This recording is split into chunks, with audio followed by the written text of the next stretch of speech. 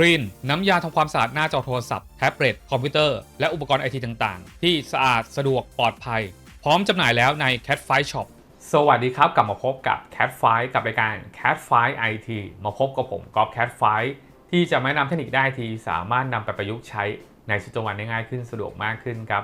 วันนี้จะแนะนำเทคนิคกับการใช้งาน iPhone iPad ครับกับการดึงข้อมูลรูปภาพใน iCloud มาลงคอมบน Windows 11 ได้ง่ายแบบอัตโนมัตินะครับต้องบอกว่าใครที่ใช้งานนะครับ iPhone iPad นะครับและมีการสำรองข้อมูลไว้บน iCloud นะครับเราสามารถตั้งค่าให้มาเก็บไว้บน Windows ได้เลยนะครับก็คือบน Windows 11 นะครับก็คือเราสามารถดึงข้อมูลโดยอัตโนมัติเลยเวลาเราใช้งานเนี่ยเราสามารถเข้าไปที่โฟลเดอร์ iCloud Photo นะครับเราก็สามารถดูรูปภาพได้ที่สำคัญถ้าเกิดสมมุติว่า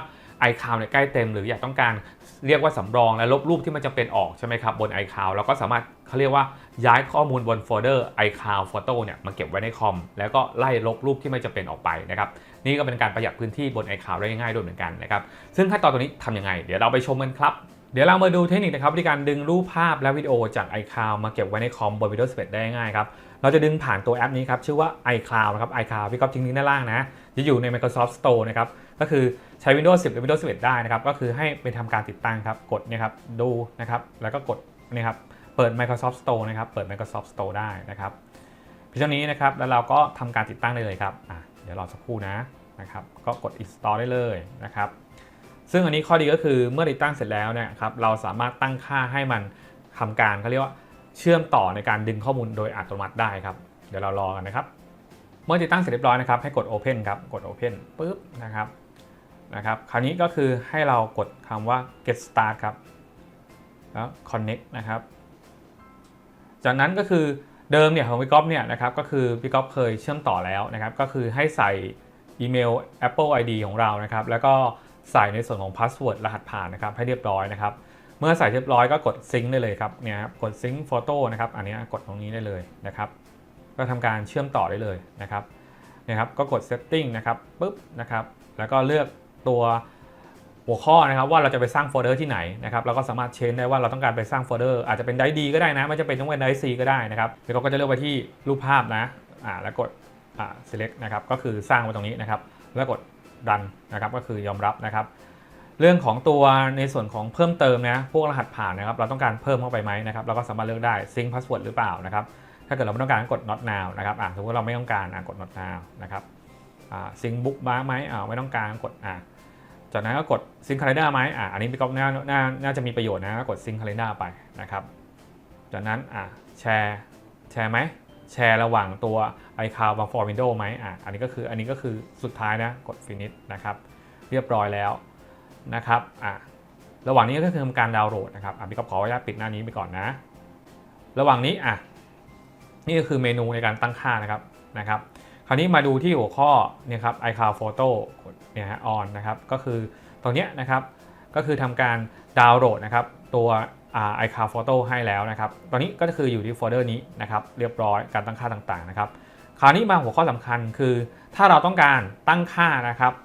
ให้รูปภาพเนี่ยซิงค์โดยอัตโนมัตินะครับตัวนี้ก็ปิดไปก่อนนะครับให้เรากดมาที่ไฟล์ Explorer ครับคลิกขวาเลือกไฟล์ Explorer ปึ๊บนะครับเลื่อนลงมาเนี่ยครับจะเจอคำว่า iCloud Photo เห็นไหม iCloud Photo ตอนนี้มันกำลังดาวน์โหลดมาอยู่นะครับเมื่อเรากดเข้ามาในส่วนของ iCloud Photo นะครับก็จะเห็นว่าเนี่ยครับรูปกำลังทำการอัปโหลดมาไว้ในคอมของเรานะครับแต่สิ่งสำคัญก็คือพี่ก๊อฟขออนุญาตขยายนิดนึงขยายปุ๊บนะครับให้เราคลิกขวาตรงนี้ครับเลือก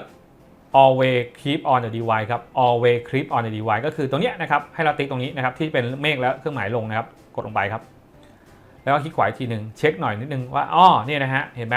นะครับว่าติ๊กแล้วนะครับซึ่งหมายความว่าฟังก์ชันนี้ก็คือมันจะทำการดาวน์โหลดทุกครั้งนะครับในการที่เราคอมพิวเตอร์เราต่อเน็ตแล้วก็กลับไปรีเช็คว่า iCloud มีรูปอัปเดตใหม่ไหมถ้ามีรูปอัปเดตใหม่ก็จะทำการดาวน์โหลดมาเนี่ยครับง่ายๆแบบนี้เลยนะครับซึ่งขั้นตอนก็คือมันจะทำการอัปเดตโดยอัตโนมัติไม่ต้องทำอะไรแล้วจากนี้ไปก็คือรูปมันก็จะทำการอัปเดตให้เราเลยนะครับเมื่อเราเชื่อมต่อกับ